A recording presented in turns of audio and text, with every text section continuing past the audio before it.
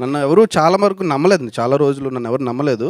కానీ హరితేజ గారు నమ్మి నాకు ఈ సినిమా ఇచ్చిన సార్ చాలా thank you so much sir. అసలు ఆ తర్వాత డైరెక్టర్ గారి గురించి లాస్ట్ చెప్తా, తర్వాత హీరో గారి గురించి చెప్పాలి.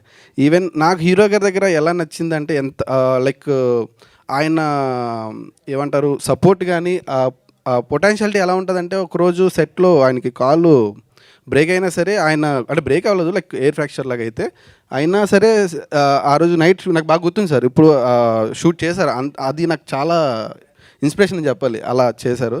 అండ్ కోమలి గారు థ్యాంక్ యూ మేడం, బాగా సపోర్ట్ చేశారు. అండ్ ఏమని చెప్పాలంటే లైక్ కొన్ని థింగ్స్ మనకి ఇలా ఉంటాయి సార్, ఇలా బాగుంటుంది, కొంచెం మేకప్ ఇలా చేద్దాం ఇది అదని చెప్పి ఆయన మేడమే కొంచెం చేశారు, అది బాగా నచ్చింది.